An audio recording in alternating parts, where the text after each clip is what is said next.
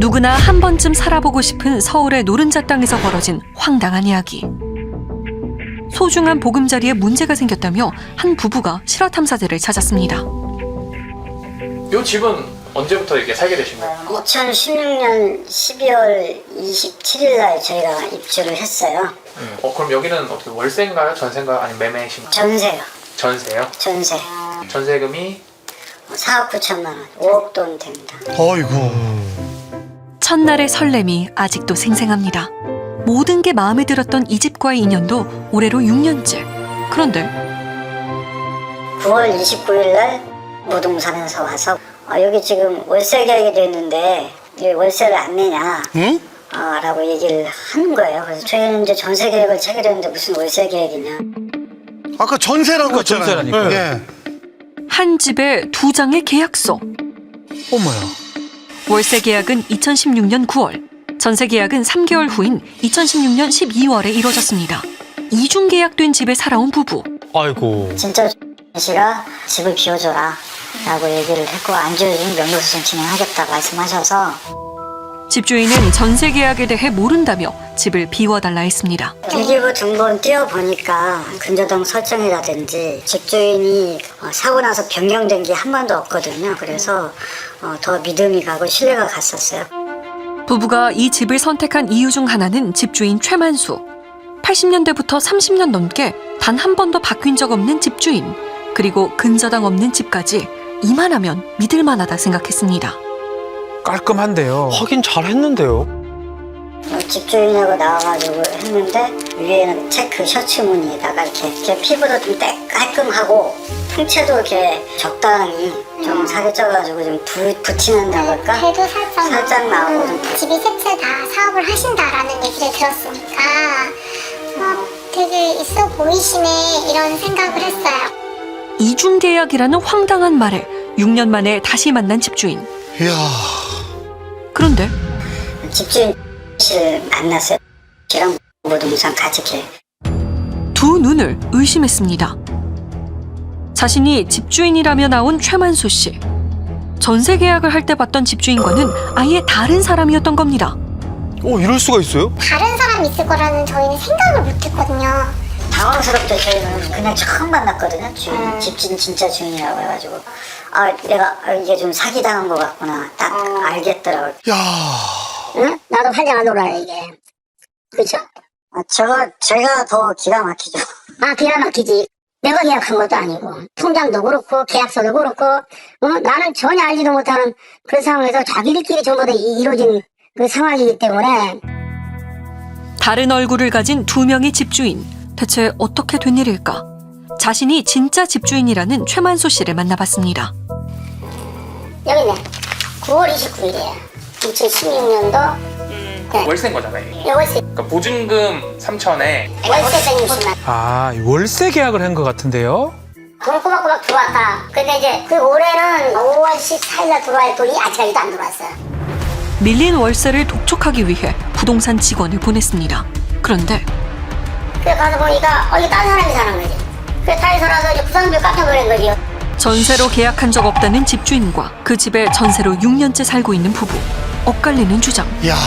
그 절차대로 그 프로세스를 다 했거든요. 뭐 처음에 등기부등본 다 확인하고 집주인 나와서 신분증 확인하고 집주인 계좌로 이체까지 다 했거든요. 전입신고까지 해서 확정까지 다 받은 상태거든요. 근데 이런 일을 당하니까 저희 입장에서는 진짜 멘붕이죠, 멘붕.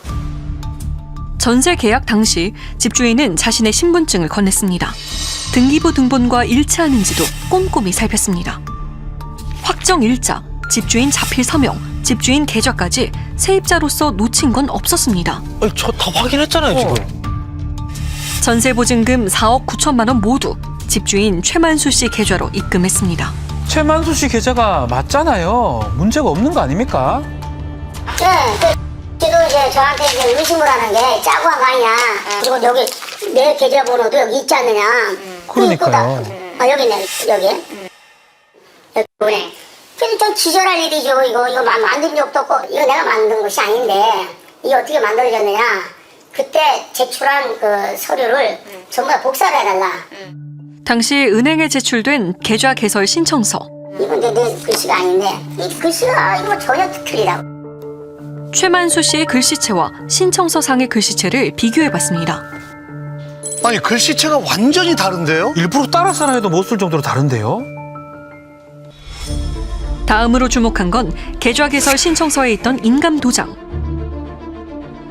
이 인감 도장은 최만수 씨의 것일까? 인근 주민센터에서 발급한 인감 증명서. 도장은 틀리죠. 이거는 제 인감 도장이거든요. 이거는. 네. 한글로 된 인감 도장은 가짜, 한자로 된 인감 도장이 진짜 최만수 씨의 것입니다. 전세 계약서에는 가짜 인감 도장이, 월세 계약서에는 진짜 인감 도장이 사용됐습니다. 다른 글씨체에 다른 인감 도장, 진짜 최만수를 사칭한 가짜 최만수가 있습니다. 이야. 가짜라는 것을 숨기고 진짜 집주인인 척, 나도 모르게 전세 계약을 한 사람. 나를 흉내내는 가짜. 그를 막아야만 합니다. 이 정이라는 사람과 이제 거래를 하셨네요. 진짜 집주인이 한 건 월세 계약. 세입자는 이 씨 부부가 아닌 정모 씨. 아. 그 사람이 사정을 하더라고. 자기가 사업을 하는 사람인데 그 이제 돈도 굴리고 해야 되니까 좀 그 이제 월세를 한 거지. 자신을 사업가로 소개한 정 씨는 약속을 잘 지키는 세입자였습니다. 월세 6개월치를 선불로 내고 그 뒤론 꼬박꼬박 떼먹지도 않았습니다. 계약도 2차례나 갱신해가며 6년 동안 월세 계약을 이어갔습니다. 이 사람이야. 얼굴 기억하세요? 아니 하죠.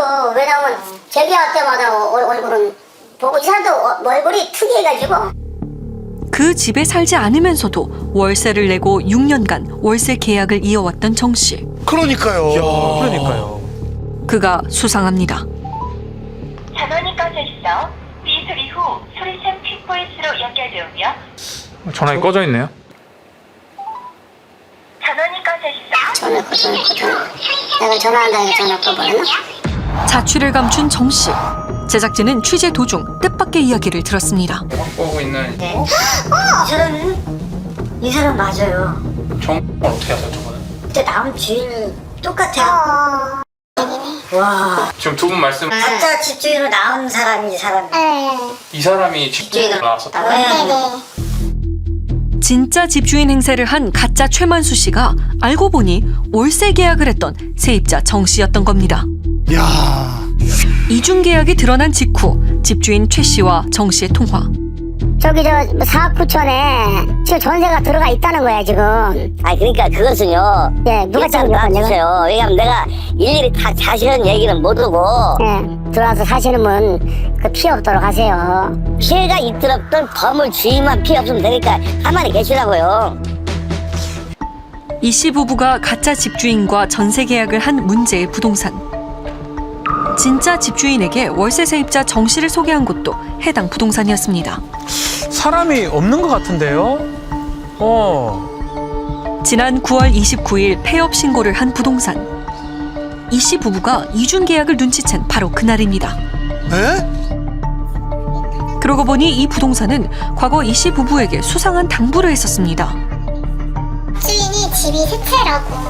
그래서 되게 또 사업을 하고 있으니까 바쁘다. 집주인이 직접 이렇게 연락하는 건 좀 싫어하고 부동산에서 다 관리하기 때문에 연락을 좀 줘라 얘기를 했었어요. 집에 문제가 생겨도 집주인 대신 부동산과 연락했습니다. 아래층에서 올라오셨어요. 물이 흐른다. 그래서 부동산에 전화를 했죠. 여기 실장님 여기가 물이 샌다는데 주인 아저씨한테 얘기 좀 해주세요. 이 집에서 3번의 하자보수 공사를 했지만 그때마다 일을 처리해준 건 부동산. 취재 도중 해당 부동산에서 사기를 당했다는 또 다른 피해자가 나타났습니다. 저희 장모님이 먼저 그 집이 사기라는 거를 알게 됐어요. 진짜 집주인이 월세가 안 들어오니까 월세가 많이 밀렸다라고 얘기를 했고 그런데 무슨 소리냐 우리는 전세 계약을 했다라고 말씀을 하셨고요. 그렇기 때문에 맨 처음 인지를 하게 됐습니다. 계약할 당시에 나왔던 그 사람은 대역이었고요. 가짜였다는 네, 가짜이죠. 왜? 2020년 9월에 월세 계약된 집을 2021년 5월에 전세로 계약한 겁니다. 이야. 집을 보여준 건 역시 그 부동산. 근데 신분증 관련된 등기부등본 그런 것들을 첨부를 해 주셨기 때문에 의심할 수 있는 상황은 아니었습니다. 집주인의 신분증까지 확인했기 때문에 안심했습니다. 하지만 재혁 씨의 장모와 전세 계약을 한 집주인도 진짜를 사칭한 가짜 집주인. 아니 어떻게 저런 일이 벌어질 수가 있죠? 어머님 집은 11월 말 정도 안에까지 빼야 되는 상황이고요. 저희 집도 진짜 집주인님과 협의가 원만히 이루어지지 않는다고 하면은 나가야 될 상황입니다.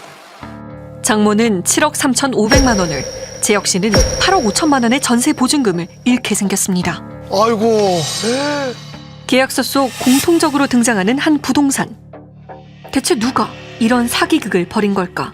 그때 계약할 때 임 씨하고 아까 임이라고 공인중개사 보조원을 통해서 집을 들어가셨었는데요. 피해자들이 가짜 집주인과 전세 계약을 하는 자리마다 나타났던 한 여자. 친절한 미소와 따뜻한 말씨로 세입자에게 꼭 맞는 집을 추천해주던 그녀. 그 사람은 임 씨, 해당 부동산의 중개보조원입니다. 야, 뭔가 있겠는데요. 그러니까요. 임 씨를 찾던 중 놀라운 사실을 알게 됐습니다. 그 부동산이라는 곳에서 자기네들이 진짜 월세 계약을 했었다 라고 얘기를 했고요. 저희에게 계약서를 확인시켜 주었습니다. 저희 어머니 집은 임의 아들 이름으로 월세 계약을 했었고요. 저희 집은 임의 남편 이름으로 월세 계약을 했었습니다. 야. 아시다시피 이제 계약금이 들어온 거예요. 쭉쭉쭉 해가지고 안다고 그러는 사람이 다 빼간 거예요. 이게. 전세 보증금도 임 씨의 남편 계좌로 빠져나갔습니다. 계좌엔 아들의 이름도 있었습니다. 아, 이게 말이 됩니까?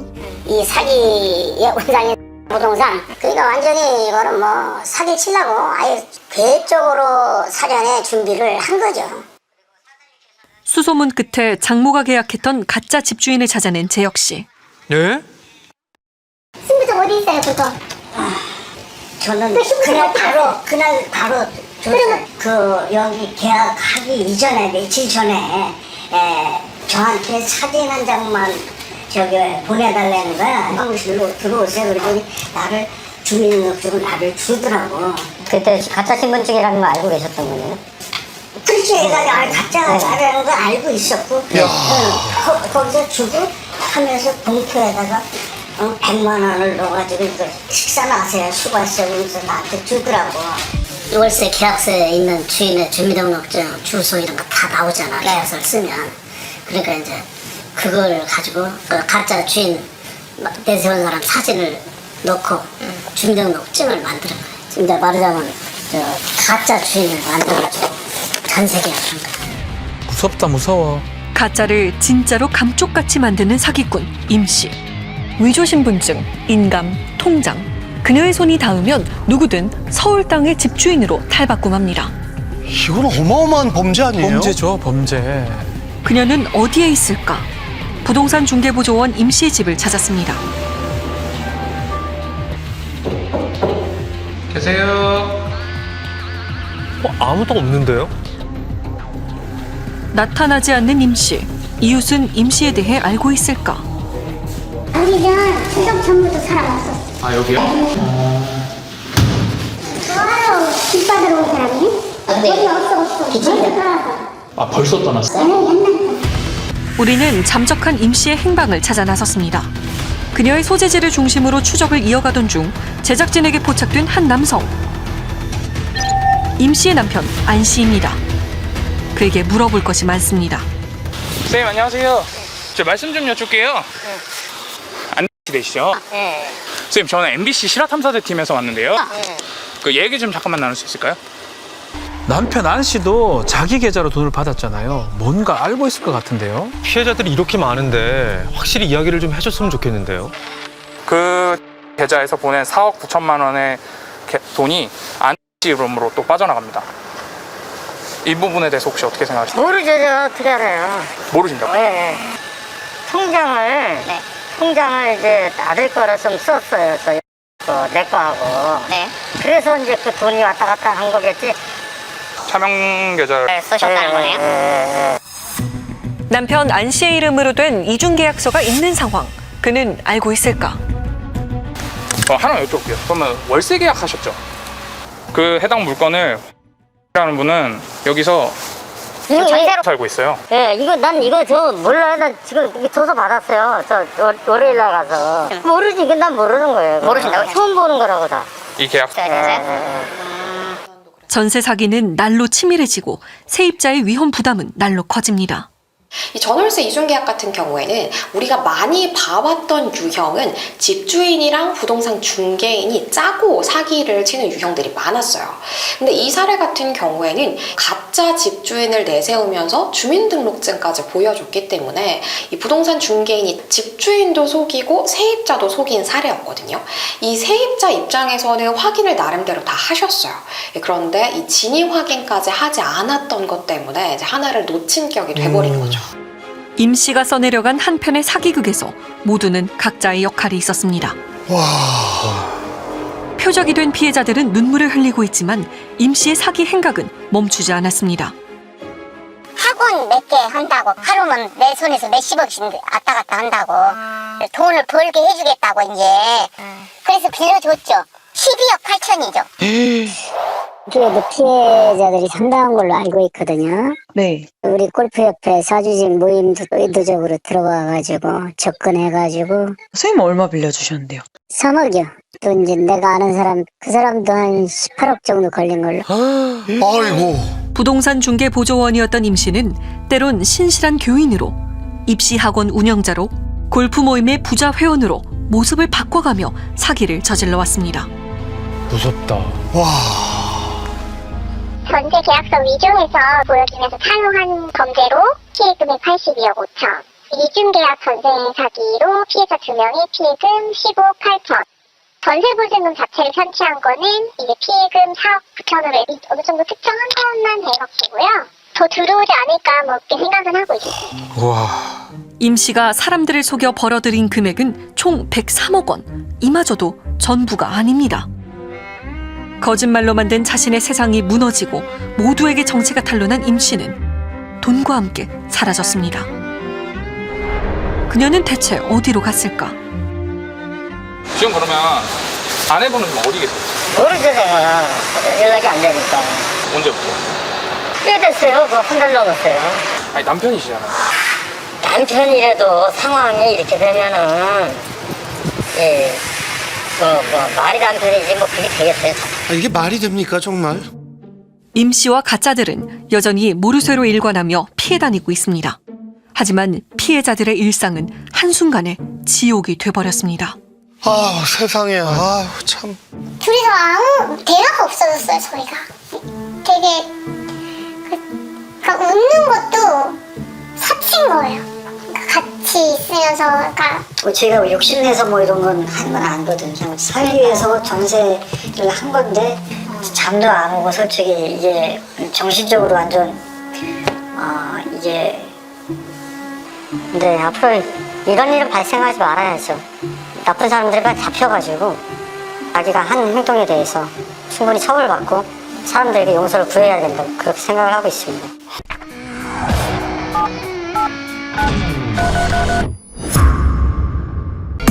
모두가 잠든 밤, 불안과 걱정에 잠 못 이루는 한 남자가 있습니다. 3년 전으로 시간을 돌리고 싶다는 재혁 씨. 이제 직장 이직을 하게 되면서 회사에 가장 가까운 곳 구하다 보니까 여기가 이제 전세가 있더라고요. 그 계약은 제가 이제 2월에 했었어요. 2019년 1월 전세 계약을 한 뒤로 3년간 살았던 전셋집. 그런데 몇 달 전 이상한 연락을 받았습니다. 6월 달에 자기가 여기 집주인인데 월세가 안 들어와서 연락을 해봤다. 그렇게 연락이 왔었어요. 네. 보증금 천에 월세로 알고 샀다고 그러고 아니 나는 무슨 소리야. 나는 여기서 전세금을 내고 산 거다. 제 등기부는 한 번 더 띄워봤거든요. 네. 했더니 그 사이에 이제 매매가 이루어졌더라고요. 아니 지금 전세인데 월세라니 이게 무슨 얘기죠? 나도 모르는 새 집주인이 3번이나 바뀌었습니다. 그 사이에 월세라며 연락이 온 건 마지막 집주인. 이사 문제로 다시 연락했지만 돌아온 대답은 자신도 사기의 피해자라는 말뿐. 너무 황망했죠. 사실 이렇게 집주인이 바뀌었는데 저는 하나도 모르고 있는 상황이잖아요. 그래서 자기는 여기에 대해서 집을 빼주거나 그런 건 아무것도 못하겠다. 1억이 넘는 전세 보증금을 못 받게 된 재혁 씨. 집주인은 누구한테 사기를 당한 건가요? 한편 비슷한 시기에 한 신혼 부부는 공인중개사로부터 솔깃한 제안을 받았답니다. 집을 보고 나서 사장님이 돈 벌어볼래?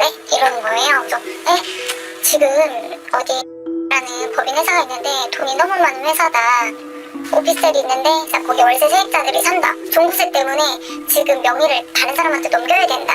그리고 그동안은 월세를 받고 있으면 된다. 거기 월세 세입자들이 산다. 정말요? 그런 게 있어요? 이렇게 시작된 거죠. 한 법인 회사의 사정으로 싸게 나온 집. 신혼부부는 1억 5천만 원 하는 집을 거의 반값에 샀습니다. 이야. 게다가 이 집엔 월세 세입자가 살고 있어 다달이 월세도 받을 수 있었습니다. 이러면 솔깃하죠. 솔깃하죠, 이 정도면. 4개월간 부부의 통장엔 꼬박꼬박 월세가 들어왔습니다. 이야, 넉 달간. 이렇게 쉽게 돈 벌을 법이 있었어. 나 왜 이제 알았지? 이런 마음으로 한 거지. 자, 월세 받고 있는 거 좋더라고요. 근데 너무 웃긴 게 부동산을 갔는데 너무 쉽게 알았어요. 사장님 여기 몇 호에 누구 살아요? 그거 내가 전세 세입자 줬는데?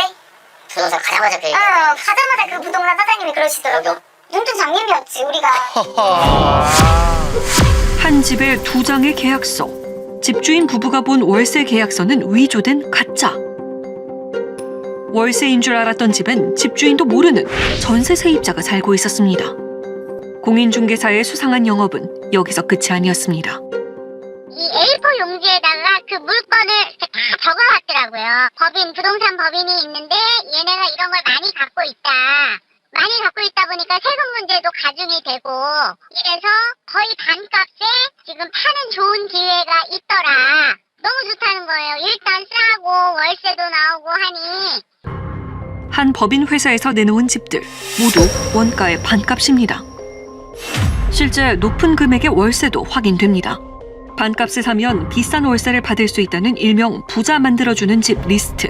야, 사기만 하면 부자 되는 겁니까? 서민들도 돈을 벌 수 있는 기회를 자기네들이 이렇게 줄 수 있어서 좋다, 자기네들은. 부자 만들어주는 집의 실체는 모두 월세로 둔갑한 전셋집. 투자를 했던 집주인들은 졸지에 전세 보증금까지 떠안게 됐습니다. 아이고. 부자 만들어주는 집을 매매했다는 부동산들을 찾았습니다. 지금 보니까 경찰에서도 뭐 피해자를 찾고 있나 봐요. 피해자가 너무 많은 것 같은데요? 대부분 폐업하거나 잠적한 상황. 주변 부동산들은 알고 있을까? 뭐를 그렇게 맨날 뭐를 그렇게 계약을 해? 그러면 그런 게 있어. 맨날 이렇게 하고 뭐 나한테는 잘 말해. 그렇게 쓰시고? 네. 수수료 많이 받았나 보죠. 왜냐면 수수료를 많이 줘야 하지. 그 법정 수수료 받거나 안 하잖아요. 전셋집을 월세집처럼 매매한 공인중개사들. 그 뒤엔 고액의 중개 수수료가 있었습니다. 왜냐면 물건지가 서울에 있었고 뭐 평택 여러 채더라고요. 그게 다 가져온 거예요? 그 물건지 원래 발생은 쪽에서 컨설팅으로 주는 전부 이제 기획을 해가지고 뭐 준비를 해서 사기 매물 리스트의 출처가 하늘부자 주식회사라는 공통된 증언. 제작진이 만난 피해자들의 주택 등기부 등본을 확인해봤습니다. 수없이 등장하는 이름, 하늘부자 주식회사와 홍희진. 홍 씨는 부동산 임대업을 전문으로 하는 하늘부자 주식회사의 대표입니다. 아하. 전세를 들어가 있는데 전세입자가 없는 것 같이 해서 매수인들한테 파는 거죠. 입질적 그 사람들도 이중적인 피해를 한 사람도 문제고 찾고 있는 사람도 문제고 피해금으로 접수된 게 360억 정도. 하늘부자 주식회사에서 매매한 주택은 전국에 총 413채. 전세 낀 주택을 사온 다음 월세 낀 주택으로 속여서 팔았습니다. 전세로 살고 있는 세입자와 속아서 산 집주인 모두 피해자가 됐습니다. 아이고야. 회사를 어떤 회사라고 소개를 했었어요? 대기업 뭐 이런 사람들이랑도 막 신분이 있고 뭐 그렇게 들었어요. 법인이 대표잖아요. 와이프잖아요. 그분을 이용한 거예요. 아나운서래 이렇게 되니까 아나운서가 솔직히 사기를 친다고 생각도 못 하신 거죠. 피해자들이 믿을 수밖에 없던 이유. 수년간 뉴스 진행을 담당해온 지역의 간판 앵커 최기태. 그가 하늘부자 주식회사 홍희진 대표의 남편이기 때문입니다. 진실된 뉴스의 전달자. 유명 앵커 최 씨라는 보증수표를 달고 하늘부자 주식회사의 집은 날개도 친 듯 팔렸습니다. 그 결과 수백 채의 집을 매매한 부동산계의 큰 손이 된 홍희진 대표. 홍 씨가 대표로 있던 문제의 회사를 찾았습니다. 시내 중심가 오피스텔에 위치한 하늘부자 주식회사. 홍희진 대표 앞으로 온 수많은 등기들. 안녕하세요. 아무도 없었습니다. 홍 씨는 대체 어디로 간 걸까? 취재 도중 제작진에게 걸려온 한 통의 전화. 여보세요? 네네. 씨가 저희 누나고 매형이 시키는 대로 한 거고 매형은 또 얘가 시키는 대로 한 거예요. 죄를 뒤집었을 사람으로 누나를 세우고 얘가 잡은 거야. 타겟을요. 에? 직접 연락해보라며 제작진에게 홍희진 대표의 연락처를 전달한 동생. 이들은 왜 제작진에게 연락을 해온 걸까? 의외네요. 뭐 하고 싶은 얘기가 있나 본데요? 안녕하세요. 최 씨와 두 딸을 둔 결혼 30년 차 부부 홍희진 씨. 그러니까 사기를 저지른 회사의 대표잖아요. 무슨 얘기를 할까요? 5월 말에서 6월 초 사이에 갑자기 저한테 전화 오기 시작한 거예요. 갑자기. 내 돈 내놔라 뭐. 일단 안 내놓으면 끝까지 쫓아가서 죽일 거다 뭐 그런 협박 문자들도 오고. 출처를 알 수 없는 의문의 문자를 받았다는데요. 홍 씨의 가족 사진을 보내면서 돈을 돌려달라 말하는 사람들. 것도 없을 거라 생각합니다. 고소하는 조사 시작되겠죠. 문자를 보낸 사람들이 찾아오고 나서야 사기 피해자인 줄 알았답니다. 되게 억울하다는 입장이시고. 저는 그냥 가정주부고 남편 시키는 대로만 다 했어요. 그때 남편이 회사에 있을 때니까 자기 이름으로 할 수 없으니까 내 이름으로 한다 이제 그러더라고요. 근데 그게 뭐 이렇게 위험하거나 그런 회사라고 생각을 안 했고 그러니까 뭐 큰 건물들 그런 걸 사고 판다. 자신을 회사 대표로 만든 사람이 남편이라는 겁니다.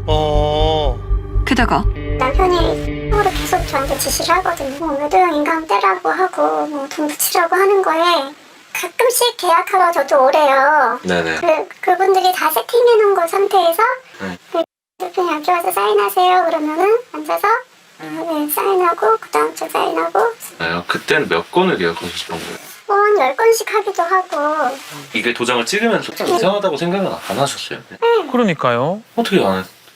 그냥 그렇게 계약이 많구나 막 이렇게. 잘 되네. 네, 잘 되네. 이야. 아무런 의심도 없었답니다. 직접 부동산에 가서 계약서에 서명도 하고 도장도 찍었습니다. 모든 것은 남편의 지시였다는 주장. 홍희진 대표의 동생은 지금이라도 이를 바로잡고 싶다 말합니다. 이제 누나는 아예 모르고요. 누나 아예 몰라요. 사건 터져가지고 그 전까지는 피해자들이 찾아왔을 때 안 거죠. 누나를 바지 사장으로 만든 사람은 이분이에요? 네, 이러저러 알고 있죠. 착하게 생겼어요. 눈 동그랗고 약간 보호 본능이 이게 생겼잖아요. 저 사람 누굽니까? 너한테 뭔가 이렇게 선물을 좀 해줄게. 선물이란 뜻은 뭐냐면 2억짜리 물건이면 1억에 준다는 뜻이에요. 그러니까 매형이 윤사람 회계사가 연락 갈 거야. 그래가지고 야 알았어요 기다릴게요. 연락이 딱 온 거예요. 매형이 소개해준 하늘부자 주식회사의 윤사라 회계사. 그녀의 안내에 따라 집값 1억 원을 송금했지만 집은 받지 못했습니다. 왜? 등기도 못 받았고 그냥 졸지에 그냥 1억만 날리게 된 겁니다. 또 다른 피해자와의 대화에서도 등장하는 윤사라 회계사. 근데 이제 저는 그 회계사라 제가 아까 그 명함 보내드린 그쪽으로 연락하시면 거기서 이제 뭐 다 해드릴 거예요. 회계 업무를 담당하는 평범한 직원인 줄 알았습니다. 그런데 이 범인 가명 윤사람 회계사로 행세를 했죠. 매형만 알고 있는 겁니다. 매형과는 매형 관계였기 때문에. 네. 그녀의 진짜 모습은 앵커인 매형의 내연녀. 놀랐거든요. 이제 보도국에서 한참 그 메인 앵커맨 8시 뉴스하고 많이 나왔어요, 매형이요. 그때 시사 보도 프로그램을 기획한 게 있었는데 근데 작가 모집을 했대요. 네. 근데 이 친구가 응모를 해온 거예요. 한 시사토론 프로그램에서 동료로 만나게 된 두 사람. 윤사라 회계사의 본명은 손나연. 15살 어린 방송 작가였습니다. 함께 일하는 시간이 늘어날수록 앵커와 방송 작가 둘 사이엔 말할 수 없는 비밀이 생겼고 그들의 은밀한 파트너십은 방송국 밖에서도 이어졌습니다. 너무 기가 막히는 게 모든 시간들 뒤에 그 여자가 있었던 거고 더군다나 그 여자랑 내연 관계면서 저를 대표로 세웠고 그리고 저를 이용해서 모든 나쁜 짓을 하게 한 거잖아요. 결과적으로는. 10년 넘게 지역 방송국을 돌며 방송 일을 해온 손 씨. 동료들은 그를 어떻게 기억하고 있을까? 방송 원고뿐만이 아니고 네.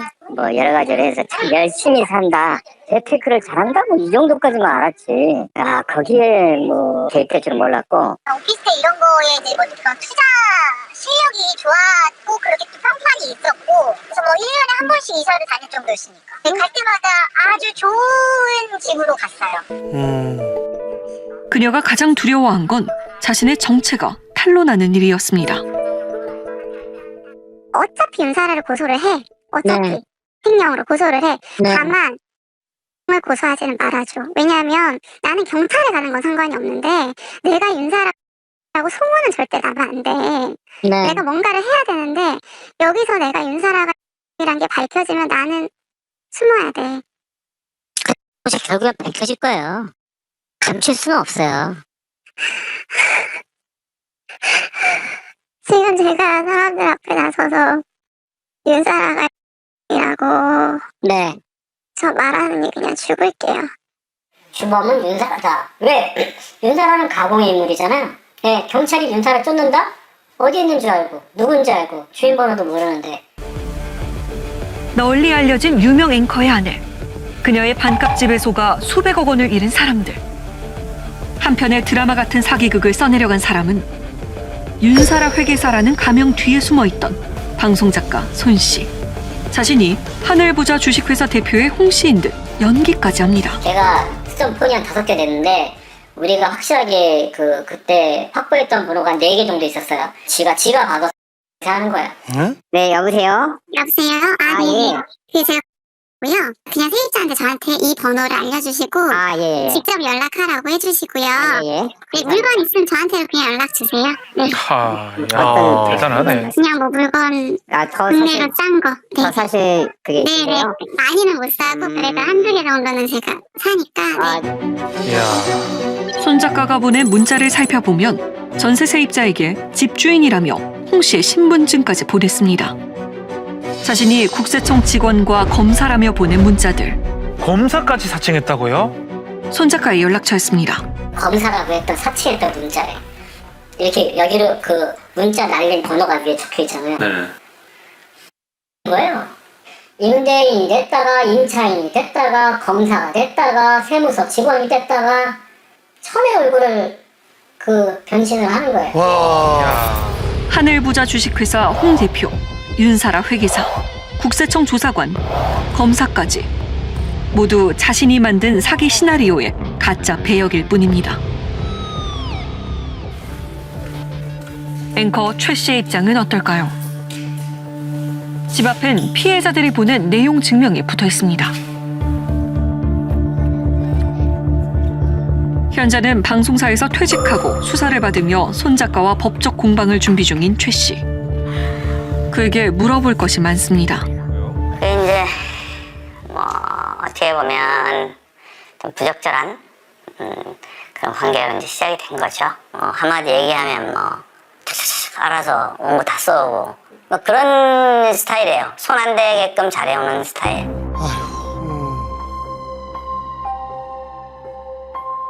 하늘부자 주식회사를 설립하자는 것도 아내 명의를 빌리자는 것도 모두 손 작가의 생각이었다 주장합니다.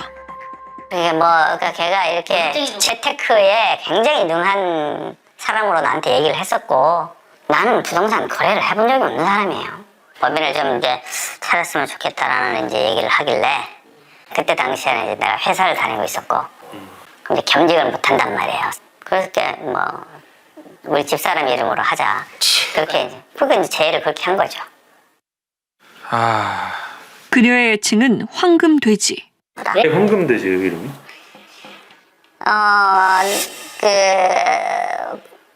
나한테 불을 갖다 줬다라는 상징으로 내가 이렇게 쓴 거죠. 그리고 제일 비싼 아파트에도 살고, 그리고 뭐 실질적으로 사주고. 예? 네. 쉽게 얘기하면 비싼 자동차도 바꿔주고. 그래서 이 친구가 굉장히 능력이 있구나. 외제 자동차 슈퍼카 아니에요? 굉장히 나한테는 행운을 갖다 준 사람이라 생각했던 거죠. 난 내 인생의 은인이라고 생각했었어요. 완전히. 비싼 차에 좋은 집, 생활이 풍족해질수록 그녀의 요구를 거절할 수 없었답니다. 최 씨가 손 작가와 주고받은 메시지. 아내 신분증을 가져오라 하네요. 인감도 떼오라고 하면서 뭐 말 시킵니다 보니까.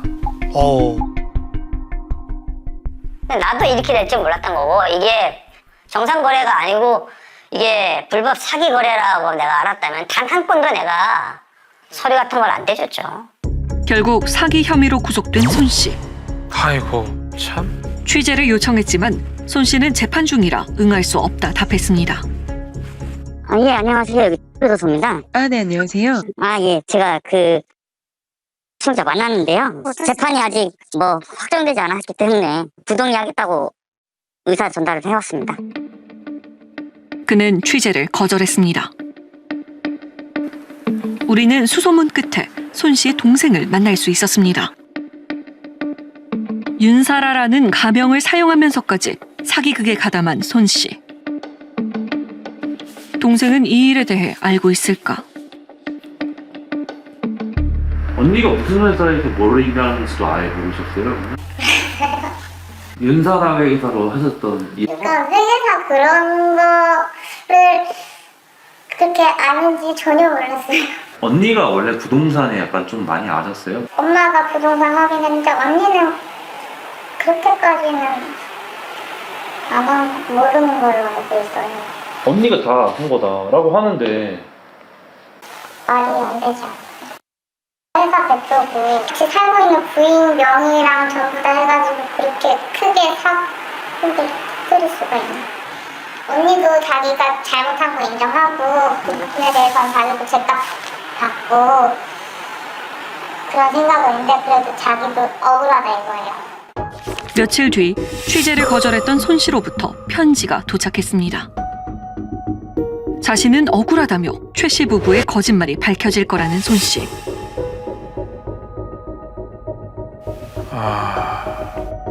서로를 거짓말쟁이라며 책임을 전가하고 있는 상황. 고통은 고스란히 남아있는 피해자의 몫이 되었습니다. 여기 전세 끝나면 좋은 보금자리 얻어가지고 가족까지 행복하게 살기 위한 그런 돈이었죠. 가만히 있는데 재산이 날아간 이런 상황은 만들어지면 안 되는 거 아닌가요? 그게. 일 꾸민 사람은 그 사람들이잖아요. 그 사람들 때문에 다 일이 벌어진 거고 이제는 너무 스트레스라 답이 없는 것 같으니까 이 일을 빨리 잊고 사는 게 내 인생에 도움이 되겠다 이런 생각밖에 안 들어요. 피해금 360억 원은 어디로 갔을까? 와, 금액이 너무 큰데요. 6천 원이요? 네, 잔액이 영원이구나. 영원이네요. 잔액이 영원이에요. 그 경우에는 아무것도 모르시는 거예요? 그렇죠. 이게 저는 이게 어떻게 아무것도 모를 수 없는 거죠? 얘가 눈이 멀었던 거죠. 아무런 의심이 없었어요. 아무런 의심이. 사기 범행에서 그 책임에서 100% 저도 자유로울 수 없다고 생각을 합니다. 어쨌든 한 사람이 이 사기를 칠 수 있게끔 여건을 제가 조성해 준 거는 맞거든요. 그런 부분에 있어서 제가 책임이 있다고 한다면 책임을 져야죠.